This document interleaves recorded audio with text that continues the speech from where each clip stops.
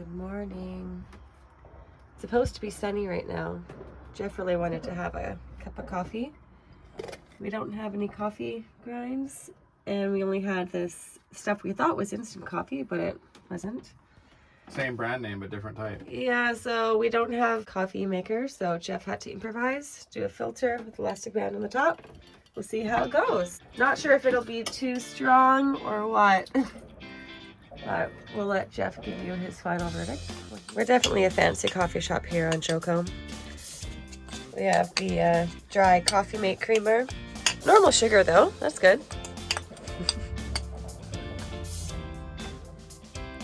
How is it? Perfect.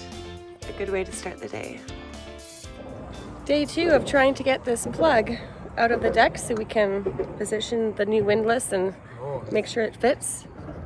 Ooh, it's wiggling. Oh, nice. Wow, that was really in there. Thank you for doing your job properly while we were away.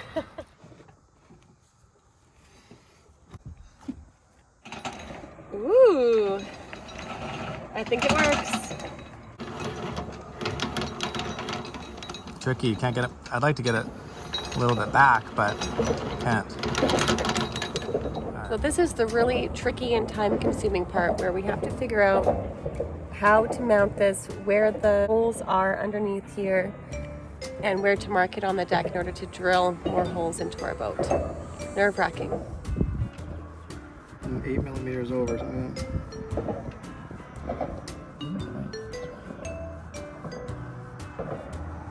Measure 18 million times. Yeah. Drill once. Try to drill once. Try. All right. Okay, we're just gonna drill hole number 1. I hope we get it. It's so tight underneath there with the hose pipe and where the wall is. Yeah, the bulkhead wall. Yeah, and it's just one of them. We have to get that one so we can get at least a seriously good washer on there. I would even want to make a backup plate, but it's the dimensions and angles are very tricky to work with. So we're gonna start by drilling that hole and just see if it like breaks us or if we can do it. You can do it, babe. It's this front one that we're worried the most about, but here we go.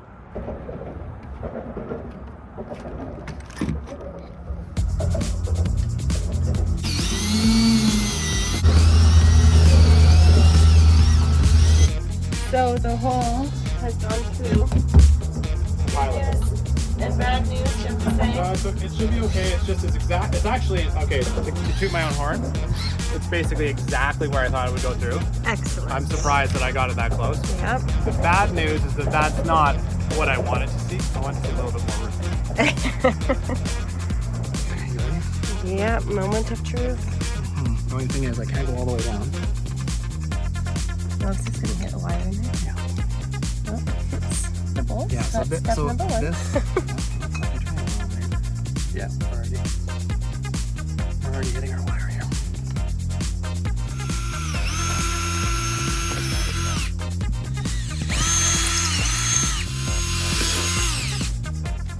And bam! The 4 holes are put in there. The bolt's in place. Look, it fits. Yeah, luckily. Nice work, babe. High five. High five. It brings the chain a little bit close, but it was always Into the hose pipe. Yeah, Let's so take we have a to look-see here. I don't know if that's a big deal at all. I don't think so. But basically, the front bolt here had very, very, very specific clearance underneath here. It's got only about an inch of clearance for the nut and the washer, the big washer, before it rubs up against the hose pipe and everything. So that was our dictating bolt. So we started with that one, and that's the closest we could get this thing over and forward, back to line the chain up in here. So I think we did a good in the sense that it's not even, it's barely even touching it. Yeah. The old one, I think the chain was rubbing right on here over time, and it just wears a groove in the hose pipe. Yeah, so at least it's not over on that side. Right. The only downside we see is from that angle, honey, on this side, it rubs on the chain strip one second. Yeah, you can see that. So that is the only issue so far that we're like, So we either make a little metal flashing to keep that off there, or we just say it's a chain stripper and I'm sure it can handle it. I'm gonna talk to one of the old timers to find out. What they think, yeah. Does that even wear it out? So Sounds I'd good. say all in all good. So I think great success. I think so. Not Yeah. done yet. Got to wire it. Yeah. Got to add a backing plate on the inside where we have room. Mm-hmm. And we got to put the big washers back that the original windlass had on this boat, which was installed by Hallberg. And funny enough, the washer side, forward washer side, was totally fine. There was no evidence of it crushing or pulling in it whatsoever. They also used washers on the inside, and those ones had started pulling in. The fiberglass actually had been crushing in. I had to dig those washers out of the fiberglass. So that's what you saw me fix a long time ago. I made that flush again. And now we'll put an FRP backing plate there and large washers, and then sucker's not coming off the deck. Okay, just wanted to show you guys where I'm at here. So you can see the bolts where the holes come down. You can see those patches where the old windlass holes were. And I've just manufactured some fiberglass, some FRP backers, which I'm going to prepare the surface here for. So, because it's not, you can't see it, but it's all bumpy. From here to here is a transition, from here to there is transition. And so I'm gonna put these backers in place. Let me just see if I can get that with one hand. Yeah, there you go. And that's gonna be the backing plate with a fender washer, nut, lock nut. And then that way this thing will never rip off the deck, ever.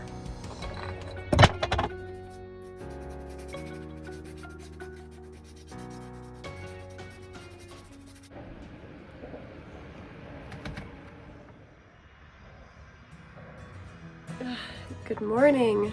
What a lovely, sunny, bright morning it is today. You can turn that heater off finally. We've had a couple of really cold days and nights here in North Carolina, which is not the norm apparently from the people we've been speaking with. So glad to have the sun back today. It's nice and warm, and let's get started on some projects, shall we? For breakfast, I think we're going to start off with a couple of these little cookies I came up with the other morning. They are just oatmeal, a couple of ripe bananas, coconut, chia seeds, and some white chocolate chips in there. Little breakfast cookie. They're actually quite good. The cockpit here is an absolute disaster. We have things out everywhere, but that is as per usual when doing any type of project. We need the one thing that's in the lazarette, and to get to it we have to take out absolutely everything else first. That's just the way it goes. All right, here we are at the front of the bow. Jeff is working away doing windlass stuff. Let's go check it out. So I believe we're going to be putting tape on the underside of the windlass, and everywhere here. What are we doing here, honey? What we're going to attempt to do, this side of the windlass is low here because the teak deck has been sanded away over time, and the footprint of the new windlass is slightly larger than the old one. Yep. So the deck is missing here along this edge of the windlass. So what we're going to do is we're going to put epoxy in the area where the windlass touches, and we're going to put the windlass in place with tape all over the windlass as well, so that the epoxy doesn't bond to the tape. Yep. And after it sets up, we should be left with a shim that works perfectly in all the areas that are low. That's the theory. So that there's no extra pull on any one of the bolts because it's not flat on the deck. Yeah, when we tighten it down, exactly. Yeah. We don't end up torquing it. And also we have this better surface to seal with. All right, So sounds like a plan. We'll see how it goes. Yeah.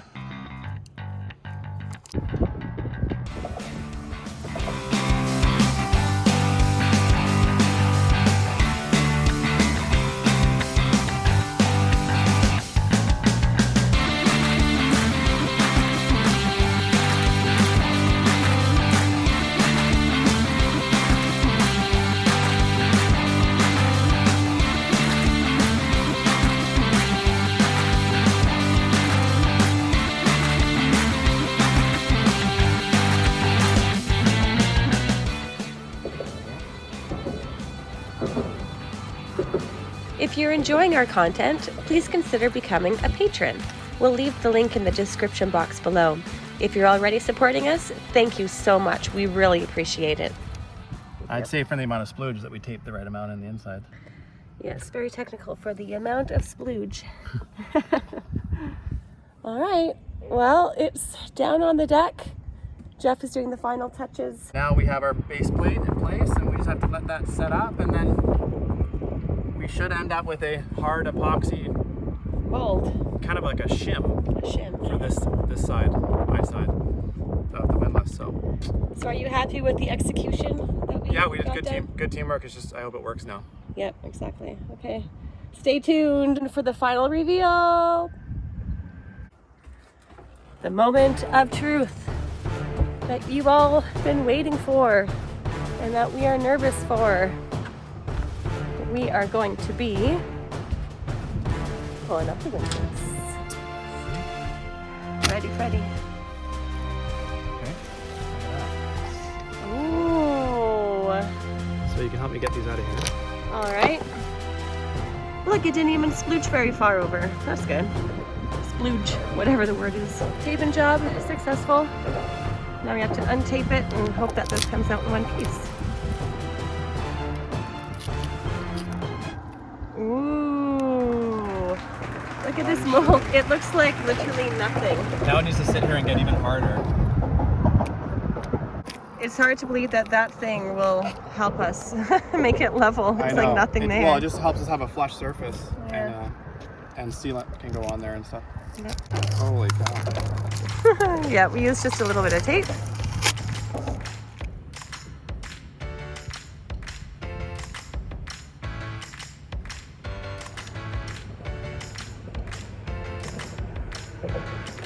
This way.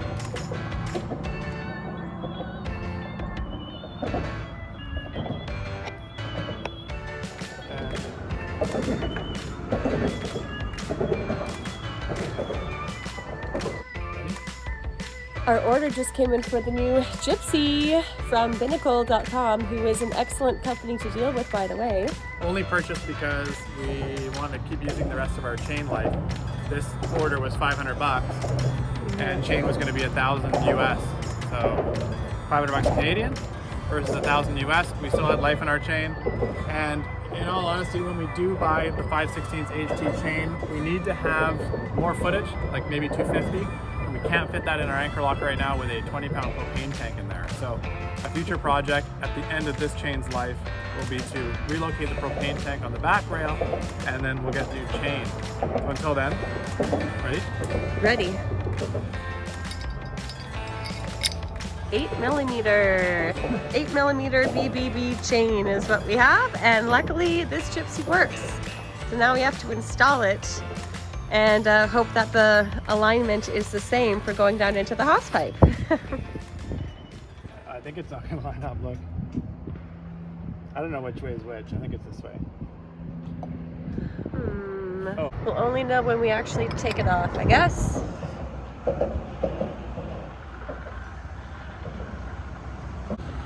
Oh wow, that's nice and easy. That was very simple compared to our last one. A new one goes on. Yeah, look, it moved it way over, way inside.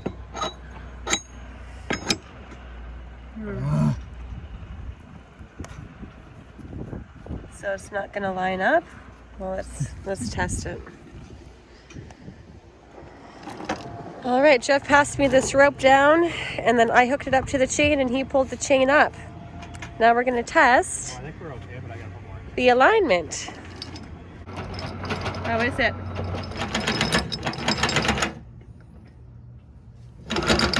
It always caught on there, so that's whatever. It looks like it does hit the side when it goes in dragging slow-mo. on the inside, right? Yeah. But I mean, it's On the left, it goes there. Yeah, it's dragging on the body of the thing too. Update on our windlass rebedding back onto the deck.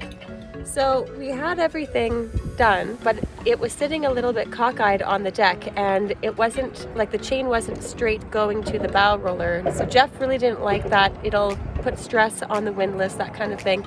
So we discovered that the culprit was on the underside where the bolts go down. Jeff had those backing plates, and he just had to bore out the backing plate a little bit more so that the bolts could fit down and then move a little bit to the side, like 0.5 millimeter or something, but it makes a big difference. So yeah, we had to take everything up. Our epoxy mold that we had underneath of the windlass originally that we spent all that time making, it cracked. And we also thought that maybe it was making it a bit cockeyed too. So we just took that off and have just sealed it back down to the deck with butyl tape. And now it looks perfect. It is straight. It's good. We didn't take any footage of that whole thing because we had just done the whole process for you. So just imagine.